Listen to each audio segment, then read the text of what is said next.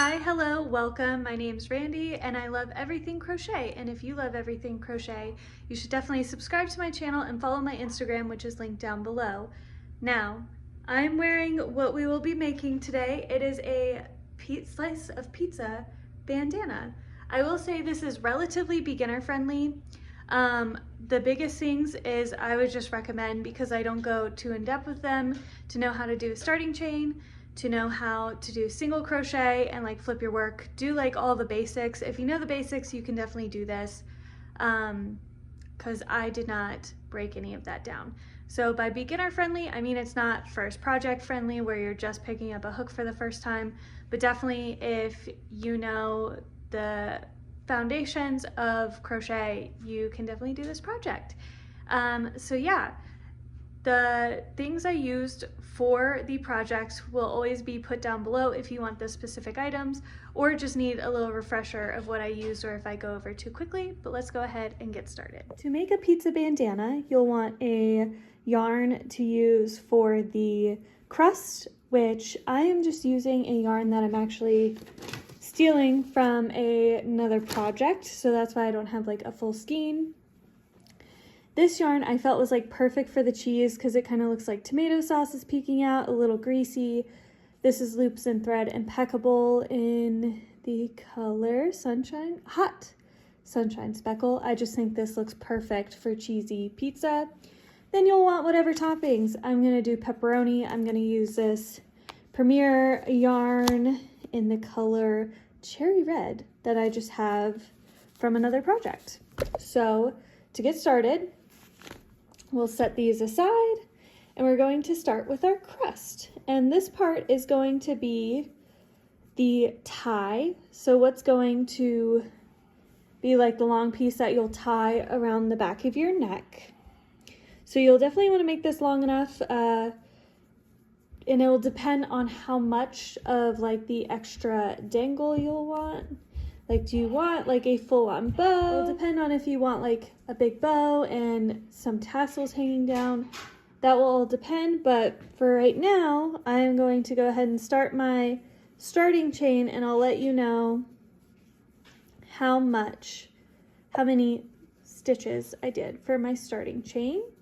Now that I'm about halfway through, I have decided I think I'm going to do 100 in my starting chain. And I'm going to mark my middle stitch. So whether you do 100, more or less, mark your middle stitch because that will just make it a little easier when it comes to numbering out how big we want our triangle to be and centering it. So that's 50, and then I'm gonna go 51, 52, 53, and then I'm gonna go all the way to 100. Once you do your starting chain, however long you choose to do it, you can either add, like flip your work and do a single or half double row of stitches, but I'm just gonna leave mine this way because this will be nice and stretchy and thin, easy to tie in a knot at the back of my head. So that's what I'm going to do. I'm now going to like kind of place this up towards the front of the center of my head and kind of gauge how far I want, or how wide or how like big I want my pizza to be. So I'm going to get 2 more stitch markers. Now this is optional, you can also mark it, you can play by, you know, you could do it however you want. This is how I'm gonna do it because I have made bandanas in the past and they were just way too wide. So I'm gonna kind of like try it on, gauge how far from the middle I want it, and then I'll come back. So I personally measured and I want about 14 on each side of my center. So I put my hook here just so I don't have to count again. And then I'm going to get my second yarn, or like my stuff I'm going to be working with. I'm going to pull it through on, actually, yeah, the 14th one here. I was gonna say, do I want to go to the other side? I'm gonna leave that loose and then I'm just going to work into the yarn, doing single crochet stitches across. So I'm going to go just straight across, single crochet, 14 on one side, 14 on the other. So it will be 29 because I'm not counting this center stitch. So my personal length of my crust will be 29 single crochet stitches into the center of my work. Now that I've done my 29 single crochet stitches, I do want my crust to be a little fluffier, so I'm going to do another row. So I flipped my work, I'm going into my very first stitch, and I'm going to do just another row of 29 single crochet stitches all the way across to give it a little extra fluffiness to my piece of pizza. Now I have not pulled through on my last stitch because I'm going to switch to my next color. What's good about doing 2 rows too is I can cut my yarn of this one and we can actually tie it off with our other yarn so it's all secured in there as well. But I'm now going to switch to my cheese.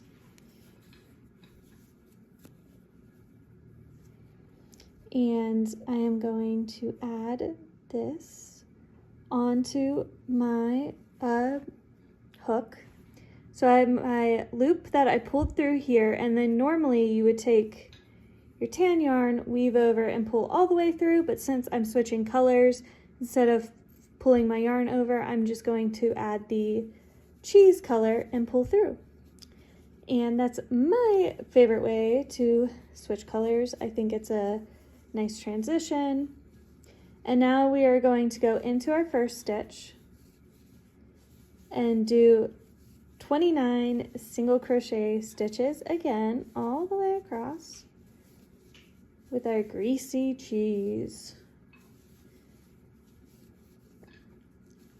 So just go all the way across, and then we'll come back after this row. So once you're done with your first row of cheese, we will flip our work, and we are going to just stay the same one more time. I really don't want to reduce too soon, too fast, too quick, because you will end up with like a very short slice of pizza. And I want to try and make it a little more symmetrical. I think that if you did not do as many of our like first row of single crochet stitches, it would work out a little better. But with how wide I am doing this, I want to make sure that we don't just make like a really short piece of pizza. For the next round, I'm going to flip my work, and I'm going to go into my first stitch, pull through, and then I'm going to go into my second stitch, pull through, reducing 2 stitches into 1 so we can slightly start curving inward to get our triangle shape. Then I'm just going to put a single stitch in every stitch all the way across. So basically all we're going to do is we're going to continue to flip our work, put our first stitch and our second stitch together, making 1, and then going single stitches all the way across, and we're going to do that until we have a triangle. We are getting to the end of our work here. We only have 5 single stitches left, and now it's going to be 4. And a way to tell where your starting stitches when you're going down, or your last stitch will be, is normally this little bump right here. You can see sometimes mine, depending on how loose I did, are a little bigger, but now we'll only have 3. And so we'll do 1, 2, 3. And then we only have 2 left. And then last one, we'll reduce 2 stitches into 1. And then we're going to pull through. It's still a little bit like wider than I would have liked, but that's okay. This is more of like a chunky piece of pizza. I would have liked it to be a little bit longer, so you can definitely edit this where it would be. But for now, I think it definitely gets the point across, and it's about the length I wanted. So I think if I were to go back and start over, I probably would have done a shorter and longer piece, or like, yeah, shorter width, longer piece, but there's that. And now we can add our toppings. Like I said, I'm adding pepperonis. You can make whatever toppings you like. Of course, I will only be doing pepperoni tutorial, which is relatively easy. Depending on what toppings you want, should be relatively easy. Like if you do bell peppers, you can just do like little starting chains and single row, or like a single stitch row, and curve it and sew it on. So that you can do. You could also leave it plain, but I think that doesn't necessarily portray pizza if you do plain. That's just my personal opinion. So yes, let's start on our pepperoni. All right, so for my pepperoni, or if you are doing pepperoni, your pepperoni, I'm going to do my version of a magic ring because I learned this way and I thought this was a lot easier than a magic ring because I very much so struggle with it, where I do a starting chain of 4 and then I loop into my end. And now I'm going to do stitches. Oops, I lost my loop here. I'm going to do stitches into the center here, and I'll also need my stitch marker. So that was my first stitch. We'll mark it. Then 2, 3, 4, 5, and then 6. And you could do mini pepperonis. I think I'm gonna do mine a little bit bigger than this though. And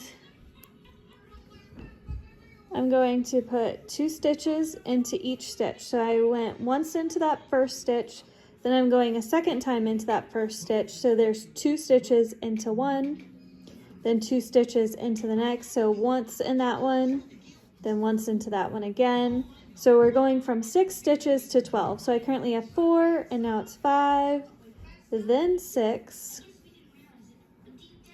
then 7, and I accidentally wrapped my tail in here, so gonna be tangled on there, but that's okay. Then 7, 8, 9, 10, then finally 11 and 12. So that is our pepperoni.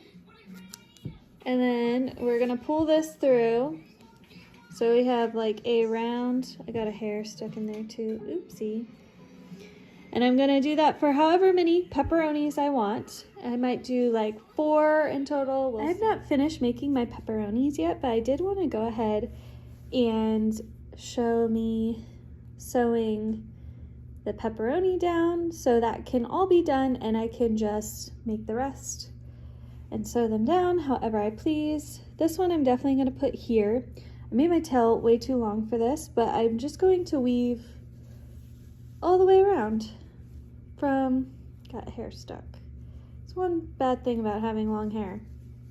All right, so we're just going to weave all the way around, sewing it down. You can do it however you are most comfortable with, but I normally just go in through where the top stitches are, push through, make sure I have it flat and that it's not going to be like overlapping at all. Then I just weave back and forth all the way around for my pepperoni. And then once you want to secure it, I like to weave through just the back side of the stitches and pull.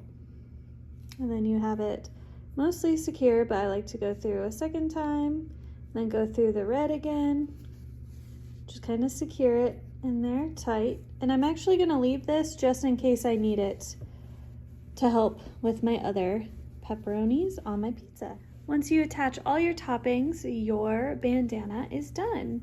Obviously, I have to weave my ends in, which is my least favorite thing to do. But until then, I am done. So I have the crust, which I definitely could have made a little thicker as well. We have our pepperonis, our cheese, and it's just a classic small bandana. So yeah, let's go try it on. And this is how it looks on. I do think I needed it to be a little bit longer, but I think if you are going for the shorter look, it is perfect. But yeah, I hope you guys enjoyed this video, and I hope you guys have a great rest of your day. Bye!